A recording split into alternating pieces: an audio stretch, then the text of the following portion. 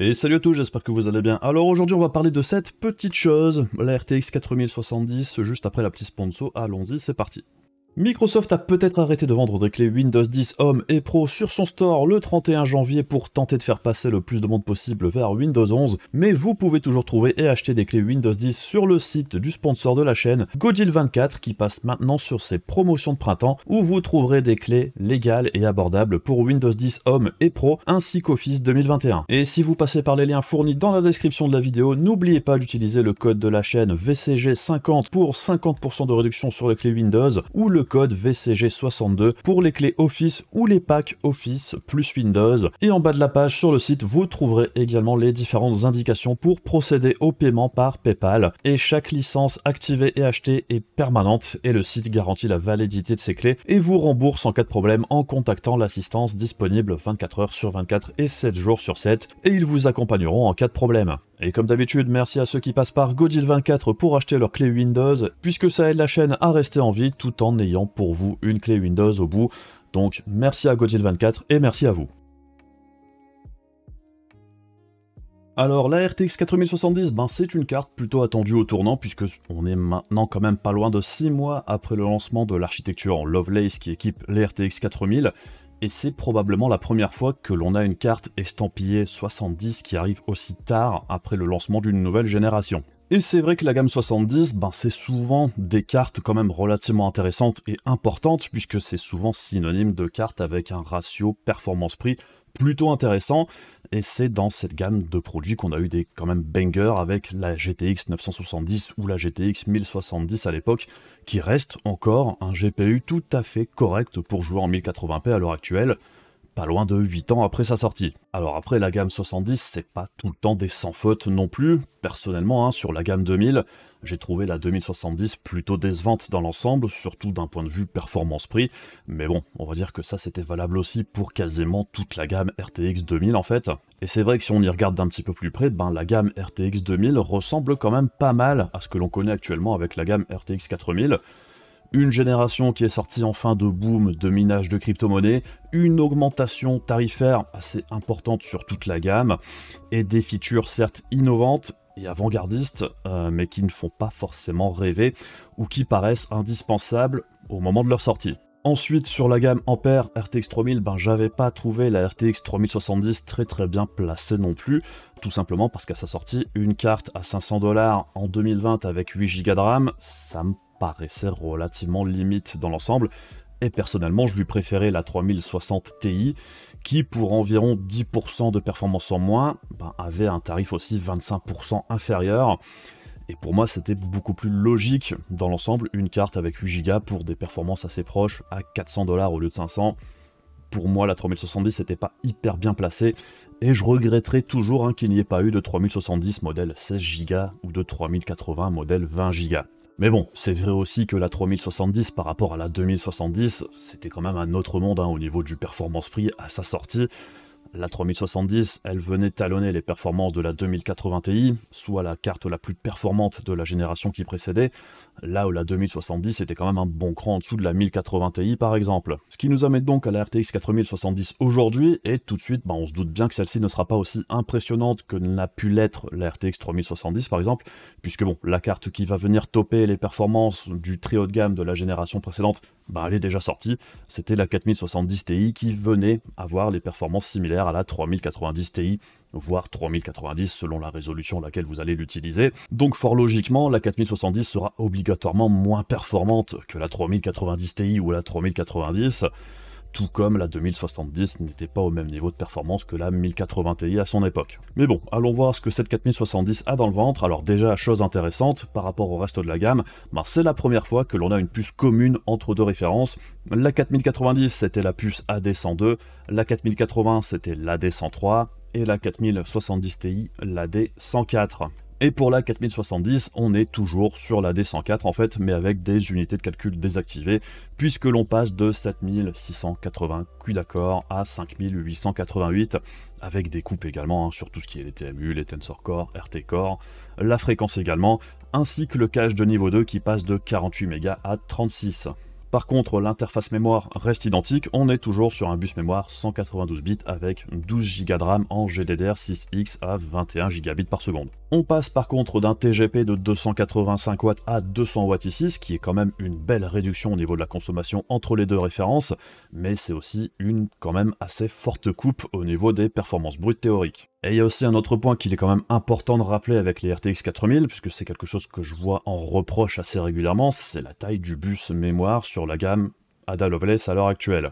Donc oui, sur la gamme 4000, le bus mémoire est globalement plus petit que sur les générations précédentes. Traditionnellement, sur les puces 104, on est sur un bus mémoire 256 bits, mais pour pallier à ce déficit de bande passante, sur la gamme Lovelace, Nvidia a rajouté beaucoup de caches de niveau 2, tout comme l'avait fait AMD pour RDNA 2, où on avait un gros cache de niveau 3 pour pallier à un bus mémoire plus étroit que la gamme Ampère de l'époque. Et c'est vrai que le concept est relativement intéressant, surtout d'un point de vue taille de puce pour les fabricants de GPU, mais ça a aussi des désavantages, puisque comme pour RDNA 2, il y a un moment où le cache ne permet plus de compenser totalement la perte de bande passante brute que permet un bus mémoire plus large. Et c'est quelque chose qu'on a déjà pu observer à de nombreuses reprises en fait, puisque par exemple la 6800 XT, on sait qu'elle perd du terrain en 4K par rapport à la 3080, tout comme la 4070 Ti perd du terrain en 4K face à la 3090 Ti, tout simplement parce qu'elle a un bus mémoire plus petit et que le cache, ça aide beaucoup, mais il y a un moment, c'est plus suffisant, surtout en 4K. Mais si on reprend l'exemple de la 4070 Ti, alors certes, c'est pas aussi efficace que sa grande sœur en 4K, mais bon, si on se rappelle que c'est un bus mémoire divisé par 2, ça reste quand même plutôt performant, même si c'est pas parfait. Mais bon, tout ça pour dire, rien qu'en ayant pu observer le comportement de la 4070 Ti auparavant, on se doute bien que la 4070 ne sera pas aussi à l'aise en 4K qu'elle pourrait l'être dans les résolutions inférieures, et le fait qu'NVIDIA market beaucoup la 4070 pour du 1440p à 100 fps et plus, c'est pas innocent non plus. Alors ça veut pas dire que la 4070 sera totalement incapable de fonctionner en 4K, c'est juste que ce sera pas son point fort, et la question, c'est surtout où se situe la 4070 et à quel point on est limité ou pas en 4K avec ce modèle. Et on a également une autre coupe qui était un petit peu inattendue ici sur la 4070, c'est le double encodeur qui passe à la trappe sur la 4070 par rapport aux cartes plus puissantes. Et je trouve que c'est un petit peu dommage, puisque grosso modo, c'est exactement la même puce que la 4070 Ti. Est-ce que c'est un bridage physique ou software, je sais pas trop, toujours est-il que le double encodeur est passé à la trappe. Alors, il reste toujours l'encodeur simple, on a toujours l'encodage hardware de la V1, du H265 et du H264, mais dans les programmes qui permettaient d'utiliser le double encodeur, avec la 4070, on va moins vite, tout simplement. Donc bref, avec tous ces éléments, on a déjà plus ou moins une bonne idée d'où devrait se situer la 4070, on a une coupe d'environ 20% des specs par rapport à la 4070 Ti, on a plus ou moins les mêmes forces et faiblesses puisqu'on est toujours sur la même puce et il y a quand même de fortes similitudes entre les deux, et 20% de performance en moins par rapport à la 4070 Ti, on se doute bien qu'on devrait se retrouver plus ou moins au même niveau de performance que la 3080 10 Go de la génération précédente. Ce qui nous place également en théorie environ 30% au-dessus de la 3070, avec 4 Go de RAM en plus, des nouvelles features de la gamme 4000, le DLSS 3, l'encodage EV1 dont on vient de parler et tout ça, et également une consommation en baisse, puisqu'ici on est sur un TGP de 200 watts, ce qui est moins que la 3070 qui topait aux alentours des 220 watts. Donc à ce niveau-là, comme pour tout le reste de la gamme 4000, l'efficacité énergétique devrait être plutôt bonne. Par contre, le point qui fâche,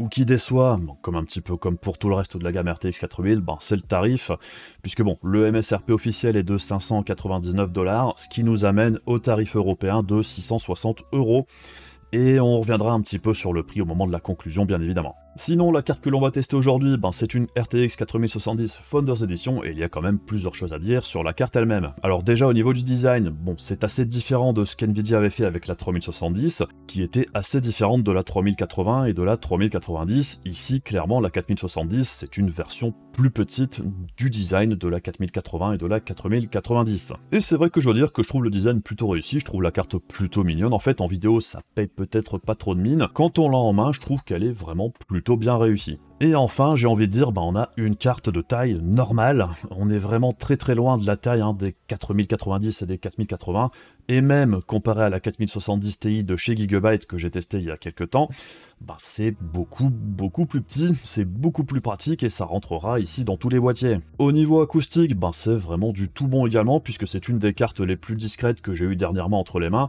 Comme vous pouvez le voir ici sur mes relevés sonores, c'est vraiment pas mal, et c'est aussi mieux que la génération précédente par rapport à la 3070 Founders Edition, donc c'est plutôt du bon boulot ici pour ce modèle. Au niveau alimentation sur la Founders Edition, on est avec le connecteur 12 pins classique de la génération 4000, et donc on a un adaptateur 2x8 pins qui est fourni avec. Par contre pour les modèles custom, on sait déjà qu'il y aura soit des modèles avec un connecteur 12 pins, comme la Founders Edition, mais il y aura aussi d'autres cartes avec du 1x8 pins qui est suffisant pour alimenter un GPU de 200 watts. Donc ça, c'est plutôt une bonne nouvelle pour tous ceux qui sont un petit peu inquiets avec ce nouveau connecteur et qui ne veulent pas passer par les adaptateurs et tout ça.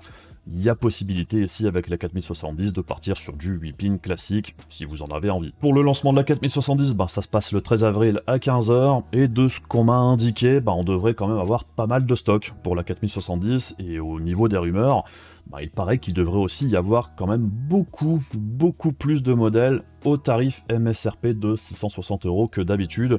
Donc on verra bien si ça se vérifie ou pas, mais de tout ce qu'on a entendu jusqu'ici, j'ai quand même l'impression que pour ce lancement, Nvidia a envie de taper un coup en mettant beaucoup de cartes disponibles au tarif annoncé le jour de la sortie. Sinon, au niveau du test de la carte lui-même, pour aujourd'hui, on est sur 25 jeux, on est toujours sur la config avec le 5800X3D, et c'est la dernière fois qu'elle va être utilisée pour un test de sortie de GPU. Donc bon, pour ceux qui veulent plus de détails, pour les conditions de test, et tout le reste, c'est dans la description de la vidéo. Pour le test d'aujourd'hui, on a une dizaine de cartes qui seront comparées. Alors bien évidemment, tous les chiffres ne sont pas sur les tout derniers drivers, puisque quand on fait des tests de GPU, généralement les drivers press arrivent assez tard, et on n'a pas le temps de tout retester pour le jour de la sortie. Donc au pire, sur certains GPU, les chiffres datent d'environ du mois de décembre, et il y a aussi quelques jeux qui ont été mis à jour avec des gros patchs dernièrement. Ceux-là, je les ai retestés, comme par exemple Fortnite, Forza Horizon 5, Hitman 3, tout ça. Il y a quelques jeux où il y avait eu des patchs, ça a été retesté, mais j'ai pas pu tout retester, ça demande juste beaucoup trop de temps. Et oui, je sais, déjà d'emblée, puisqu'on va me le dire, c'est dommage, il n'y a pas de 6900 XT ou de 7900 XT, tout simplement parce que j'en ai pas les moyens, j'ai pas un budget limité côté GPU, surtout pour des GPU à plus de 600 balles. Je peux pas tous les acheter, ce serait avec plaisir de les tester, mais j'ai pas les finances actuellement pour pouvoir faire ça. Sinon pour la 7900 XTX, à la base, quand je l'avais acheté, comme elle est arrivée un petit peu tard, j'attendais un potentiel driver qui améliorait les performances, puisqu'on en entendait quand même pas mal parler au moment de la sortie, et comme le fameux driver n'est jamais arrivé jusqu'ici, il y a un moment je me suis juste dit, je vais attendre de mettre à jour ma config de test GPU pour tester la 7900 XTX, et comme le 7800 X3D avait été décalé par rapport à ce qu'on pensait à la base, la 7900 XTX pour l'instant je l'ai toujours pas testé. Donc ça viendra, et pour le test d'aujourd'hui j'ai envie de dire c'est pas trop grave non plus, puisque de toute façon la 7900 XTX c'est pas spécialement le même segment tarifaire. Sinon comme je l'avais fait pour le test de la 4070 Ti, je vais détailler quelques slides, pas tous puisqu'il y en a juste beaucoup trop dans l'ensemble, et les slides que je ne vais pas détailler, ils seront à la fin de la vidéo comme je l'avais fait la dernière fois, il y aura les timecodes et tout ça si vous voulez aller voir. Mais on va s'intéresser à quelques cas symptomatiques, et puis ça permet de se donner un petit peu une idée d'où se situe la carte de toute façon. Alors comme d'habitude, on commence avec un petit détour du côté du DLSS 3 pour voir un petit peu comment celui-ci se comporte avec la carte. Alors ici j'ai enlevé la 4080 et la 4090 pour comparer uniquement avec la 4070 Ti, et c'est déjà relativement intéressant. Alors déjà, sur Flight Simulator, on voit que la 4070 bénéficie quand même pas mal du DLSS 2, déjà en mode balanced, on gagne quand même déjà pas mal de performance, ce qui n'était pas forcément le cas des 4092 et 4080 qui allaient taper la limite du processeur beaucoup plus vite. Et ce que l'on peut observer aussi, c'est que quand on active le DLSS 2, la 4070 gagne environ 30% de performance, et quand on active le Frame Generation avec le DLSS 2, on gagne encore environ 30% de performance en plus. Alors après, c'est vrai que Flight Simulator, c'est un jeu où le DLSS 3 fonctionne plutôt pas mal.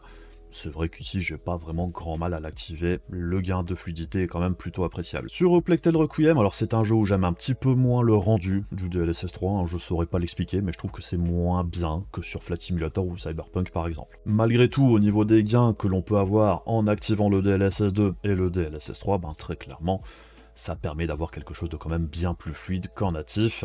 Ici, on voit que la 4070 en 4K Ultra, on sort environ 35 FPS. C'est jouable, mais c'est très clairement beaucoup plus agréable de jouer avec le DLSS d'activer.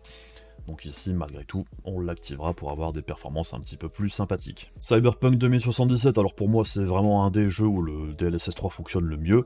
Ici, ça se voit déjà, quand on active le DLSS 2, on voit qu'on passe de quasiment injouable à jouable aux alentours des 30 FPS, et on voit que quand on active le DLSS 3, on arrive quasiment en 60 fps constant, ce qui est vraiment plutôt pas mal pour la 4070 avec du ray tracing en ultra. Et on voit que même si le DLSS 3 rajoute de la latence en plus par rapport au DLSS 2, comme on le voit ici, c'est vrai que par rapport au natif, c'est quand même largement plus jouable avec la 4070 quand on active le DLSS 2 et le DLSS 3 ici. Alors, Formula One 2022, alors c'est un petit peu étrange ici, il y a clairement un bug, j'ai communiqué le problème à Nvidia, apparemment ça devrait être corrigé par la suite, probablement avec un nouveau driver, mais ce qui ressortait ici, c'est qu'avec le DLSS 3, on perdait des performances par rapport au DLSS 2, ce qui est un petit peu étrange, mais bon, concrètement ici, ça fonctionnait pas normalement, donc bon, aucun intérêt de l'activer à l'heure actuelle, tant que ce problème n'est pas corrigé, mais bon, j'ai envie de dire, déjà avec les 4070 Ti, on avait pu observer que le gain de performance sur ce jeu-là n'était pas absolument impressionnant ou incroyable. Je préfère jouer sans le DLSS 3 sur ce titre-là, avec la majorité des cartes que j'ai pu tester jusqu'ici. Sur Spider-Man, bon ça se passe mieux que sur Formula One, ici ça fonctionne pas trop mal, même si le gain en performance entre guillemets n'est pas franchement incroyable. Alors certes, on gagne un petit peu en fluidité, mais c'est vrai que passer de 75 fps à 87, en 4K avec ray tracing, on perd quand même pas mal au niveau de la latence. Sur ce jeu-là, personnellement, je préfère ne pas activer le DLSS 3. Malgré tout, en ce qui concerne le DLSS 3 en général, il y a de plus en plus de jeux qui le proposent. C'est parfois convaincant, parfois moins. Par exemple, sur Forza Horizon 5, ça a été rajouté dernièrement, je trouve pas que ce soit incroyable du tout. C'est un petit peu comme sur Spider-Man, je vois pas trop l'intérêt. Je sais pas s'il y a un truc avec les jeux de course, mais que ce soit Forza Horizon ou Formula One, ça se passe pas trop bien je trouve. Par contre, il a également été rajouté sur Hitman 3 dernièrement, là ça se passe un petit peu mieux, l'effet est plus convaincant. Sur Hitman 3 je trouve que ça marche vraiment pas mal aussi. Donc si ça vous intéresse un petit peu plus en détail, il y aura les tests avec upscaling en fin de vidéo également. Alors on commence avec les performances en applicatif sous Blender, Open Data 3.5.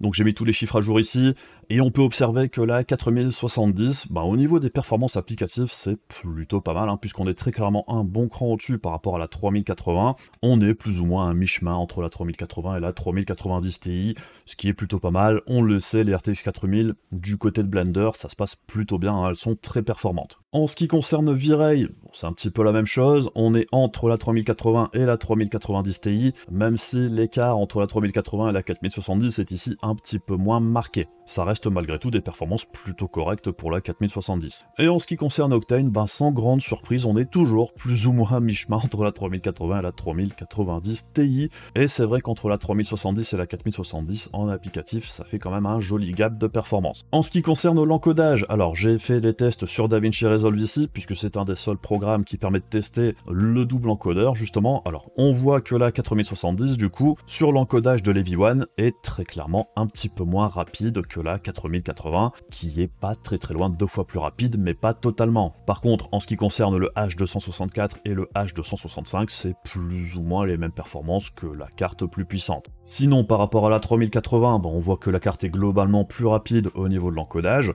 Pareil par rapport à la 2080, les performances en H265 et H264 sont quand même un bon cran au-dessus. Et par rapport aux cartes d'AMD, par exemple la 6800 XT en H264, on est quand même bien plus rapide ici, et en H265, on n'est pas très loin de 2 fois plus rapide également. Et on voit d'ailleurs qu'avec la 7900 XTX, AMD a quand même pas mal amélioré ses performances au niveau de l'encodage. On voit que le H265 est maintenant plus ou moins au niveau des cartes de chez Nvidia, en étant un tout petit cran derrière, et le H264 s'est quand même grandement amélioré aussi. Par contre, en ce qui concerne l'Eevee One pour la 7900 XTX, ne fonctionne pas sur DaVinci Resolve à l'heure actuelle, donc fort logiquement j'ai pas pu le tester. Alors on passe maintenant du côté du gaming, et on va observer déjà plusieurs jeux en 1440p et en 4K, avec ray tracing et sans ray tracing pour voir un petit peu où se situe la 4070. Et donc on débute avec Assassin's Creed Valhalla, et là ce qu'on peut voir c'est que la 4070 est plus ou moins au même niveau de performance que la 3080. Sur ce titre là, elle est un petit cran au-dessus.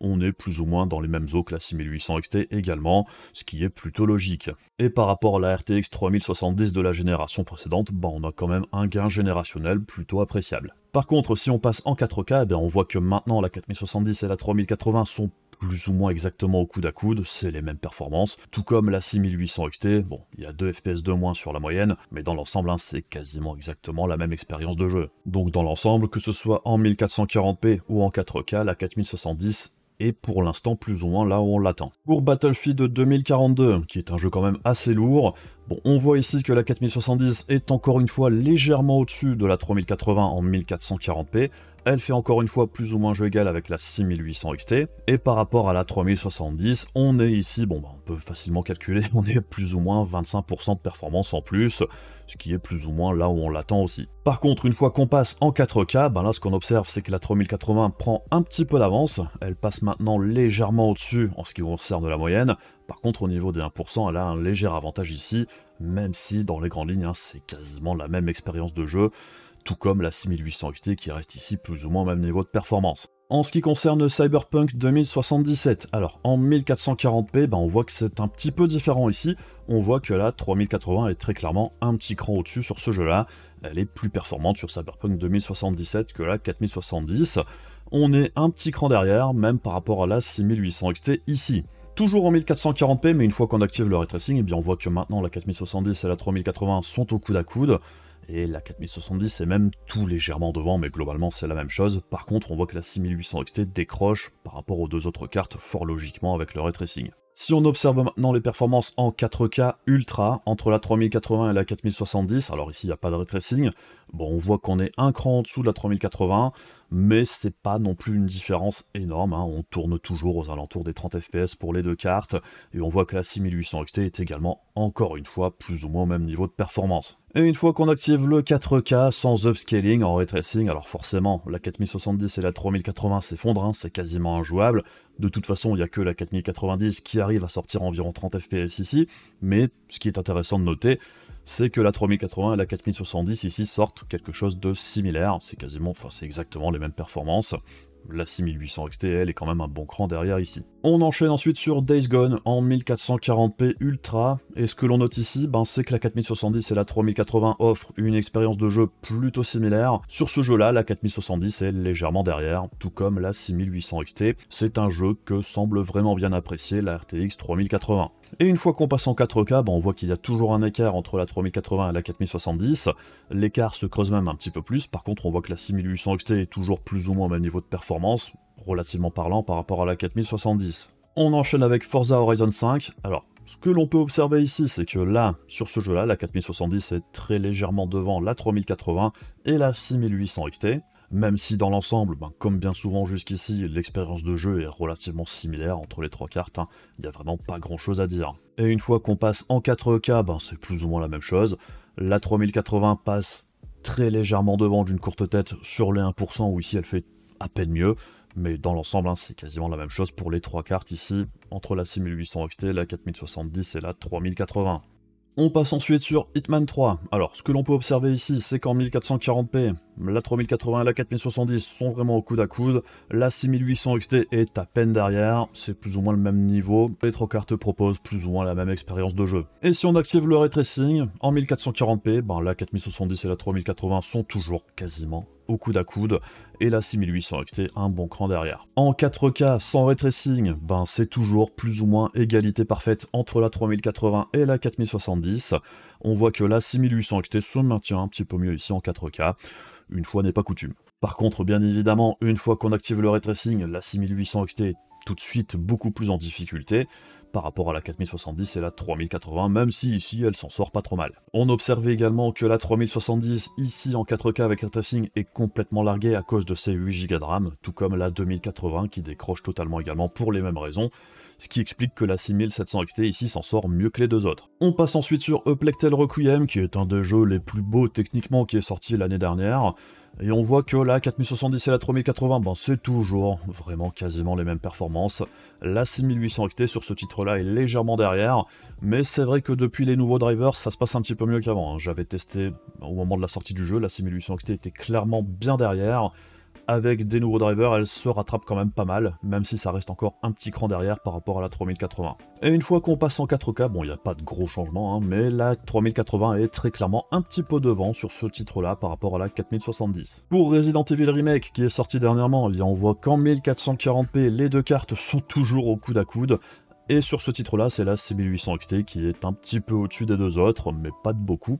c'est globalement la même expérience de jeu. Une fois qu'on arrive en 4K, par contre ici on voit que très clairement la 4070 est un petit cran derrière par rapport à la 3080, qui fait maintenant plus ou moins jeu égal avec la 6800 XT. Intéressant quand même de noter que la 3070 et la 2080 sont très clairement un petit peu plus en difficulté, je dirais, à cause de leur 8 Go de RAM en 4K. Ça se voit au niveau des 1% qui sont un petit peu plus instables que la 6700 XT ou même la 1080 Ti et ses 11 Go de RAM.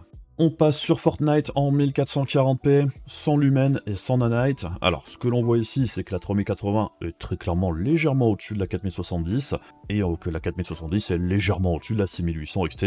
Bon, les trois cartes, hein, on le voit depuis le début, ça tourne un petit peu selon les jeux, mais l'expérience globale est relativement proche. Si on active le ray tracing par contre avec Lumen et Nanite, eh bien on voit qu'en 1440p, la 4070 fait maintenant plus ou moins jeu égal avec la 3080, elle a même un léger avantage. La 6800 XT se maintient plutôt pas mal dans l'ensemble sur ce titre-là. On le sait avec Lumen, hein, ça se passe plutôt pas mal même pour les Radeon, et très clairement l'effet reste plutôt convaincant, hein. Le ray tracing sur Fortnite ça marche vraiment pas mal. Et une fois qu'on passe en 4K, ben c'est intéressant de voir que là c'est la 6800 XT qui s'en sort le mieux, avec la 3080 un bon cran derrière, et la 4070 qui finit en 3ème position sur ce jeu-là.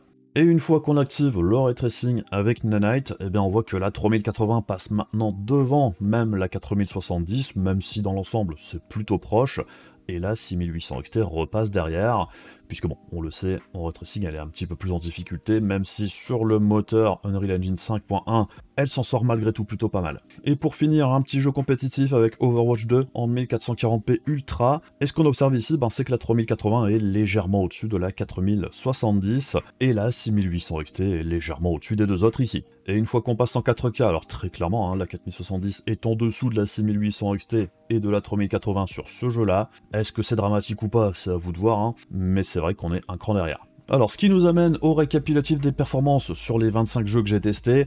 En 1080p, on ne l'avait pas vu, mais dans l'ensemble, la 4070 est légèrement devant la 3080 et la 6800 XT.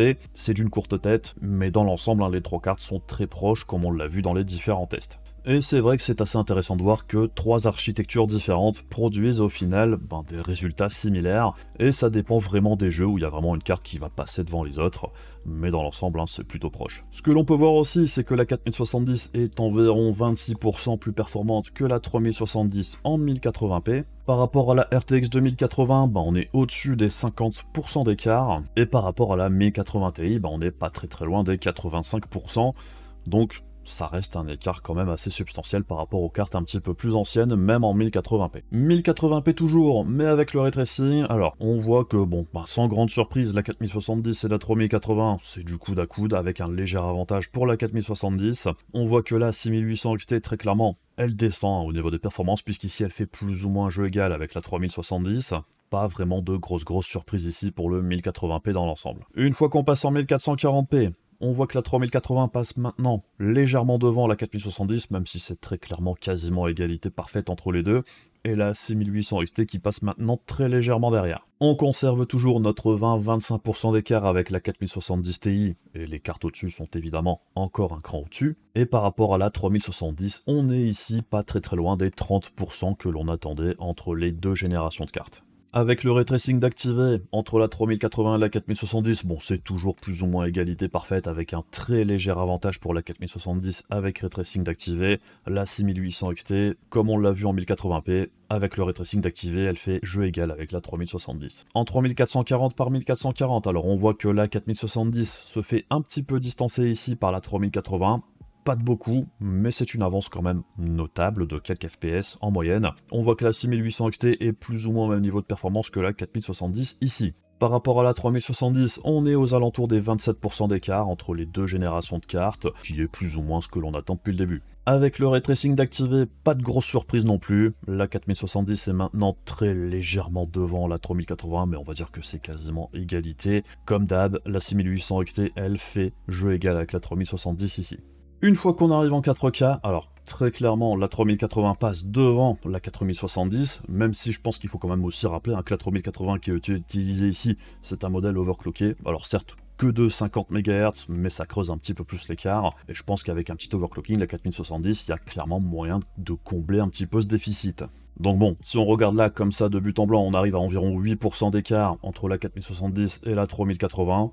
C'est pas vraiment hyper surprenant, on s'attendait à ce qu'il y ait un écart un petit peu plus marqué en 4K au global, et on voit qu'ici, on est plus ou moins au même niveau de performance que la 6800 XT. Ce qui fait que la 3070 perd moins de performance en 4K comparativement à la 4070. L'écart entre les deux cartes est moins marqué en 4K que dans les autres résolutions, puisqu'ici on tourne en dessous des 25%, alors qu'en dessous de la 4K on était constamment au-dessus. Une fois qu'on active le ray tracing, par contre, la 4070 et la 3080, c'est quasiment égalité parfaite.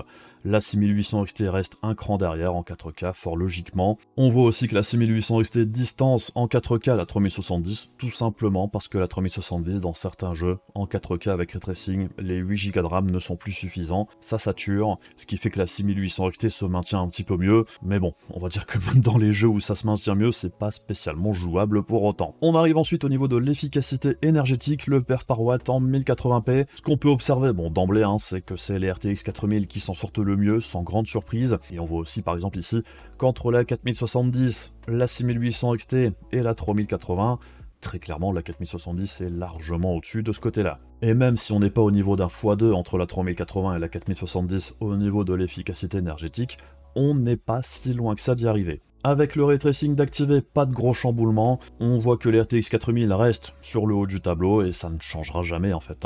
La 3070 s'en sort pas si mal que ça. Pareil en ce qui concerne la 6800 XT, comme elle est en plus grande difficulté quand on active le ray tracing, forcément son efficacité énergétique baisse plus fortement que la 3080 par exemple. Alors je vais pas commenter dans le détail tous les tableaux, puisque c'est plus ou moins quasiment toujours la même chose qui se passe. On a toujours les RTX 4000 sur le haut du tableau au niveau de l'efficacité énergétique, peu importe la résolution. Entre la 4070, la 6800 XT et la 3080, c'est toujours plus ou moins le même scénario, avec ou sans ray tracing, la 4070 est devant quoi qu'il arrive. Mais c'est quand même intéressant de noter qu'en 4K, quand la 4070 est un petit peu plus en difficulté que dans les autres résolutions, effectivement, son ratio performance par watt baisse légèrement, tout comme la 4070 Ti, qui se rapproche un petit peu plus de la 6800 XT que dans les autres résolutions. Par contre, une fois qu'on active le ray tracing en 4K, sans grande surprise, c'est la 4090 qui arrive en premier, qu'elle a clairement un avantage ici au niveau des performances. Malgré tout, la 4070 conserve quand même un avantage certain sur la 3080 qui se débrouille beaucoup mieux en 4K avec ray tracing que dans d'autres scénarios. Petit détour du côté de l'overclocking et de l'undervolting. Alors ici j'ai utilisé Fortnite et non pas Cyberpunk 2077, puisque bon, Cyberpunk, quand on met tout à fond, c'est un petit peu plus compliqué de voir les écarts réels quand on overclock avec des cartes un petit peu moins puissantes que la 4090. Donc bref, Fortnite c'était intéressant. Et ce que j'ai pu observer, c'est que quand on overclock le plus possible de la 4070, on peut quand même grappiller pas très loin de 10%, puisque je suis arrivé à peu près 9% d'écart entre le plus gros overclock que j'ai pu faire ici et les performances à stock, ce qui est quand même plutôt sympathique, sans être totalement incroyable. C'est plus ou moins ce que l'on attend de l'overclocking à l'heure actuelle, entre 5 et 10% de performance en plus. Et au niveau de la consommation, avec l'overclocking, alors ce que j'ai pu faire avec la Founders Edition, je ne sais pas si ce sera la même chose sur les cartes custom, la consommation augmente un petit peu, mais on ne peut de toute façon augmenter le power limit que de 10%, ça change pas grand chose au niveau de la conso, mais on avait environ 8-10% de perf en plus, ce qui est pas trop mal. Par contre, au niveau de l'undervolting, comme avec toutes les autres RTX 4000, on peut quand même grappiller pas mal du côté de la consommation, puisqu'en diminuant le power limit à 70% tout en laissant l'overclocking d'activer, je suis descendu à environ 150 watts de consommation pour des performances similaires à ce qu'on avait au réglage à stock. Donc ça fait encore une fois des watts de gagner tout en ayant les mêmes performances, ce qui est vraiment plutôt pas mal. Alors bien évidemment, comme d'habitude, chaque carte est différente, c'est pas parce que moi j'arrive à ces résultats-là que vous allez pouvoir y arriver. L'overclocking, ça dépend aussi beaucoup de la puce que vous allez avoir, si elle est de bonne qualité ou pas. Je ne sais pas si la mienne était bonne, je pouvais mettre plus de 250 MHz sur le corps et plus 1000 sur la RAM, ça tenait sans trop de problèmes. C'est pas dit que ça fonctionne forcément chez vous, mais je pense que quoi qu'il arrive, vous pouvez au minimum gratter 5% de performance en plus en faisant un petit overclocking, et pareil au niveau de l'undervolting à mon avis, il y a moyen d'arriver aux alentours des 160-150 watts en ayant les mêmes performances qu'à stock, voire un petit peu plus selon vos réglages. Petit détour du côté du scaling des performances en rasterisation par résolution. Alors c'est un tableau que j'aime bien faire puisque c'est assez parlant et on voit tout de suite les différences de comportement entre les différents GPU. Par exemple, ce que l'on peut observer ici, ben, c'est que la 4090 se promène complètement en 1080p, 1440p et 3440 par 1440. Et on voit qu'il n'y a vraiment qu'en 4K où elle commence à perdre pas mal au niveau des performances par rapport au 1080p. On voit que la 4080, c'est un petit peu la même chose, mais un petit peu moins performant. Ce que l'on note aussi, c'est que la 4070 Ti se maintient plutôt pas mal en 1440p, même par rapport à la 3080. Par contre, en 3440 par 1440 et en 4K, elle fait plus ou moins jeu égal avec celle-ci. Par contre, si on compare avec la 4070, on voit qu'en 1440p, c'est plutôt proche, elle perd même un tout petit peu moins que la 3080. Par contre, dès qu'on passe en 3440 par 1440 et ensuite en 4K, elle perd beaucoup plus que la 3080 comparativement. Par contre, si on regarde le scaling par rapport à la 3070, au final, c'est plutôt proche dans l'ensemble. On a un point de moins en 4K, mais c'est vrai qu'en dehors de ça, c'est un scaling quasiment linéaire entre les deux cartes. Donc c'est pas si horrible que ça dans l'ensemble, c'est similaire à ce qu'on avait sur la génération précédente. Même chose, mais avec ray tracing maintenant. On voit que la 4090 est toujours un cran au-dessus de toutes les autres cartes ici, même par rapport à la 4080. On voit ici qu'entre la 4070 Ti et la 4070, l'écart est moins marqué que sans ray tracing. Même chose par rapport à la 3080, ici l'écart est beaucoup moins important. La 4070 perd moins de performance comparativement à la 3080 avec le ray tracing d'activer. Donc bref, une fois qu'on a vu tout ça, alors oui, la 4070 c'est effectivement une carte plus ou moins équivalente à la 3080 pour un tout petit peu moins cher que la 3080 à son lancement. Alors c'est sûr que dit comme ça paraît pas vraiment super excitant, mais je trouve quand même qu'elle présente un intérêt sur le marché du GPU à l'heure actuelle. Puisque bon, déjà même rien qu'avant le lancement de la 4070, on a pu observer la semaine dernière par exemple une baisse de tarif assez surprenante de la 6800 XT et de la 6950 XT, ce qui est plutôt logique au final quand on voit les performances de la 4070 et son tarif. Et ça rejoint un petit peu ce que j'avais dit dans d'autres vidéos, quand le tarif de la 4070 avait été annoncé, même si le tarif ne paraît pas forcément incroyable, il a clairement un impact sur le marché du neuf, et ça aura aussi un impact sur le marché de l'occasion aussi. Donc déjà, rien que pour ça, rien que parce que ça fait avancer un petit peu les tarifs pour ce niveau de performance et en dessous dans le bon sens, la sortie de la 4070 c'est déjà une bonne chose à ce niveau-là. Ensuite, c'est vrai qu'il y avait aussi un trou absolument immense dans la cam de chez Nvidia à l'heure actuelle. Entre la 3070 et 3070 Ti qui restait en neuf à l'heure actuelle à des tarifs quand même relativement élevés, ça tournait aux alentours des 600 balles, voire plus pour la 3070 Ti encore il y a quelques semaines, et même la semaine dernière, juste avant la sortie. Et c'est vrai qu'entre la 3070 Ti et la 4070 Ti, il n'y avait absolument rien, ce qui faisait quand même un sacré écart au niveau performance et prix entre les deux. Depuis la disparition de la 3080, depuis qu'il n'y a plus de stock de celle-ci, il y avait un vide total dans la gamme de chez Nvidia à l'heure actuelle. Et concrètement, la 4070 est quand même largement plus intéressante à 660 € que la 3070 Ti ou la 3070, je trouve, quand elles sont aux alentours des 500 voire 600 € pour les 3070 Ti. Je préfère mettre les 60 balles de plus pour acheter la 4070, il n'y a pas photo. Donc bon, on est d'accord que d'un point de vue performance-prix brut, c'est pas la dinguerie, mais ça nous amène au niveau de performance des 3080, 6800 XT, à un des tarifs les plus bas qu'on ait eu depuis l'arrivée de celle-ci. En fait, il n'y a que vraiment dernièrement que la 6800 XT est passée aux alentours des 600 balles, voire moins, depuis la semaine dernière. Mais bon, c'est vrai que la 4070, moi je suis comme tout le monde, j'aurais préféré qu'elle sorte à 550 € chez nous, voire 600 grand maximum, et pas à 660. Malheureusement, dans le contexte actuel, c'est le tarif que l'on retrouve en Europe. Parce que bon, je rappelle encore une fois que les tarifs européens sont calqués sur les tarifs aux États-Unis.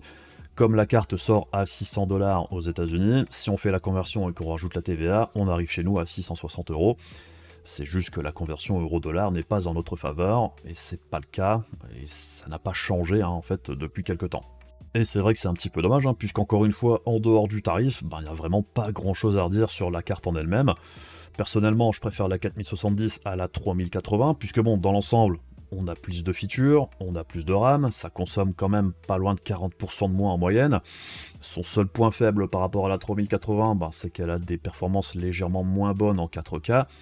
Après, je trouve qu'il y a quand même débat en 4K entre 5-7% de perf en plus et 2 Go de RAM en plus. Je trouve que l'un dans l'autre, c'est comparable. Personnellement, je préfère avoir la RAM en plus que quelques points de performance en plus, mais ça je dirais que ça appartient à chacun. Sinon, la question habituelle, à qui se destine la 4070? Alors, c'est pas simple d'y répondre parce qu'il y a quand même plusieurs façons de voir la chose. Alors déjà, clairement, si vous êtes déjà équipé avec une RTX 3000 ou une RX 6000, et comme l'a montré un sondage que j'ai fait il y a pas très longtemps, c'est quand même une grosse majorité des utilisateurs qui ont répondu au sondage à l'heure actuelle. La plupart d'entre vous sont sur des RTX 3000 ou RX 6000, donc en dehors d'être sur le bas de gamme de ces générations-là, passer sur la 4070, ça n'a pas forcément grand intérêt. Après, ça dépend aussi des envies et de la situation de chacun, hein. Je suis sûr qu'il y en a certains qui vont vouloir acheter la 4070 pour remplacer une 3080, juste pour gagner sur la console. Alors après, si vous êtes sur des cartes un petit peu plus anciennes, c'est vrai que là, ça peut commencer à valoir le coup. On n'est tout de même pas très loin d'un x2 par rapport à la vénérable 1080 Ti, et on est sur un bon 50-60% de performance en plus par rapport à une RTX 2080. C'est vrai que c'est pas trop mal dans l'ensemble. Et si vous faites une nouvelle config, ça dépend aussi de vos objectifs, hein. Si vous voulez faire une config juste pour jouer, que vous n'avez aucune envie ou besoin des features made in Nvidia ou que vous détestez Nvidia, il y a des alternatives chez AMD, hein. Concrètement c'est le cas. Les dernières baisses de prix sur la 6800 XT, ça l'amène à pas loin de 15% moins cher que la 4070, pour des performances en rasterisation qui sont relativement comparables, comme on l'a vu dans le test ici. La 6800 XT a également 4 Go de RAM en plus, donc bon, selon les attentes, hein, très clairement, je trouve que ça se discute. Et c'est vrai que dans l'ensemble, il n'y a pas vraiment d'hyper mauvais choix entre les différentes cartes qui sont sur le marché actuellement dans ce segment-là maintenant, vu que les prix ont tendance à baisser, grâce aussi à la 4070, hein, que ça plaise ou pas, c'est clairement le cas, c'est clairement ce qui s'est passé ici. Donc bon, la 6800 XT ou la 6950 XT, selon les tarifs auxquels elles sont proposées, ce sont des alternatives tout à fait viables. Après, c'est à vous de voir si ça vous intéresse ou pas, ou si vous préférez ça par rapport à la 4070, ça vous regarde. Sinon, en parlant de VRAM, puisque ça fait beaucoup parler à l'heure actuelle, alors 12 Go, on n'est clairement pas dans l'opulence, hein, côté VRAM, mais bon, personnellement, je pense que ce sera suffisant la plupart du temps sur cette génération de consoles, je dirais. Alors ça veut pas dire qu'il y aura pas des fois certains jeux où ce sera un petit peu limite, voire insuffisant, particulièrement en 4K. Et c'est vrai que personnellement, en 2023, j'aurais du mal à acheter un GPU qui a moins de 12 Go de RAM, en dehors de si c'est pour faire une config pour du 1080p par exemple. Donc oui, 12 Go de RAM en 2023, on l'a vu avec les derniers gros jeux qui sont sortis, c'est pas forcément hyper confort, mais je pense que c'est un petit peu la cible de la plupart des développeurs à l'heure actuelle. 16 Go de RAM, je pense que c'est un petit peu trop encore sur PC pour le moment. Je pense que l'étape intermédiaire, ce sera les 12 Go de RAM. Ça devrait passer sans trop de problèmes la majeure partie du temps, même si je suis sûr qu'il y aura des cas particuliers où ce sera insuffisant. Alors après, bien évidemment, si vous êtes du genre à garder votre matos pour plus de 10 ans comme certains, évidemment, il faudra peut-être viser des cartes qui ont un petit peu plus de RAM, voire mettre un petit peu plus cher, hein. La 4070, de toute façon, si vous visez la 4K particulièrement, elle n'est pas taillée pour tenir 10 ans, hein, clairement pas. Mais bon, c'est vrai que comme ça fait pas mal parler en ce moment la RAM, je pense quand même qu'il faut se rappeler certains trucs. C'est la situation qu'on vit actuellement, c'est un petit peu la même chose que quand on a eu les consoles de la génération d'avant qui sont sorties. On est passé de 4 Go à 8 Go de RAM assez rapidement. Bon, les GPU ne s'arrêteront pas de fonctionner du jour au lendemain pour autant, hein. Il faut juste baisser certains détails dans les options graphiques, mais si vous avez un GPU même avec 8 Go de RAM à l'heure actuelle, ça risque de tenir encore un bon moment. Alors certes, ça fait jamais plaisir de baisser les détails des textures et des machins et tout ça, mais bon, si vous avez une 3070, que vous jouez en 1440p, vous jouerez plus en ultra, hein, ça c'est sûr, dans les gros titres qui risquent d'arriver dans les prochaines années, mais vous pourrez encore jouer très probablement de manière tout à fait correcte. Ici c'est un petit peu la même chose pour la 4070 et la 4070 Ti. Bien évidemment on aurait préféré avoir plus de RAM si c'était possible, les cartes sortent telles qu'elles sont, hein. Je pense que 12 Go pour le moment c'est ok, particulièrement pour le 1440p. En 4K ça risque de coincer un petit peu plus vite, mais de toute façon la 4070 c'est pas spécialement taillé sur la 4K pour le long terme je pense non plus. Donc bref, au final, la 4070, personnellement, j'aime bien la carte elle-même, j'aime beaucoup le modèle Founders Edition, je trouve qu'elle est vraiment très réussie. Ça faisait bien longtemps que j'avais pas eu une carte aussi petite, aussi silencieuse, avec des performances de ce niveau-là. Je trouve que c'est vraiment une réussite à ce niveau-là. Après, j'aurais encore préféré la carte beaucoup plus si elle avait été un petit peu moins chère. On est très clairement dans la continuité de ce qui s'était passé avec la 4070 Ti, à savoir que le performance-prix avance à peine, voire quasiment pas du tout. Mais bon, au moins on n'est pas dans la situation de ce qu'on a connu avec la 4080 ou la 7900 XT à sa sortie. On est au niveau des cartes les plus intéressantes de la génération précédente. C'est certes pas un saut générationnel comme on aimerait en avoir, mais c'est pas non plus la pire carte qui soit sortie sur la génération, et dans le marché tel qu'il est actuellement, au final, son placement me paraît plutôt logique, hein, puisqu'il y a un petit peu un désert, que ce soit chez Nvidia ou chez AMD, et c'est vrai que là, elle permet déjà de faire un petit peu bouger les prix, et c'est plutôt une bonne chose. Reste encore à voir comment la concurrence va réagir justement, puisque bon, AMD pour l'instant, en dehors de faire des réajustements tarifaires sur RDNA 2, bah on sait toujours rien sur Navi 32, si ça sera intéressant ou pas, quand est-ce que ça sort, et à quel prix. Pour l'instant, on a absolument zéro info de la part d'AMD sur les futurs 7800 XT et compagnie. Et c'est vrai que je commence vraiment à me poser la question, hein, est-ce que ce Navi 32 sera vraiment compétitif, même face à la 6800 XT ou à la 6950 XT actuellement? Je veux dire, en dehors d'être beaucoup plus agressif sur les prix qu'ils ne l'ont été sur la 7900 XTX et XT, ben j'ai un petit peu de mal à me projeter, hein, puisque pour rappel, la 7900 XT n'est qu'environ 15% plus performante que la 6950 XT. Donc bon, c'est vrai que quand on voit comment AMD a positionné ces 7900 XT et XTX, j'ai un petit peu de mal à voir comment ils vont faire pour la suite, tant qu'il y a du Navi 21 sur le marché, puisque bon, les 6950 et 6800 XT, au final, un risque d'être assez proche de ce qui va sortir par la suite. Donc bref, on verra bien comment tout ça, ça évolue. On va aussi observer comment se passe le lancement de la RTX 4070. Qu'est-ce que ça donne au niveau du stock et des tarifs? Est-ce qu'il y a vraiment beaucoup de stock? Est-ce qu'il y a vraiment beaucoup de stock au tarif le plus bas? C'est ça le plus intéressant. Puisque bon, à 660 €, je trouve que la 4070 n'est pas si mal placée que ça, même si ça vend pas du rêve, hein. Je trouve que c'est ok. Mais c'est vrai qu'au-dessus de ça, c'est tout de suite beaucoup moins intéressant. Après, je dirais que l'avantage de la 4070 par rapport à la 4070 Ti, par exemple, c'est qu'il y a un modèle Founders Edition, et c'est vrai que tant que celui-ci est présent, ça calme un petit peu les partenaires, j'ai l'impression, au niveau des tarifs, puisque du coup, les cartes les moins chères des différents partenaires sont généralement un petit peu plus proches du tarif officiel. Et en parlant de cartes custom, on aura l'occasion de parler de cette petite carte de chez Gainward, puisqu'ils m'en ont envoyé une pour que je puisse la tester. Et du coup, on va essayer de speedrunner ça assez rapidement pour voir ce qu'elle donne, hein, cette petite carte qui est normalement prévue pour être vendue au MSRP le jour du lancement également. Donc je vais essayer de sortir ça avant le lancement, enfin bref.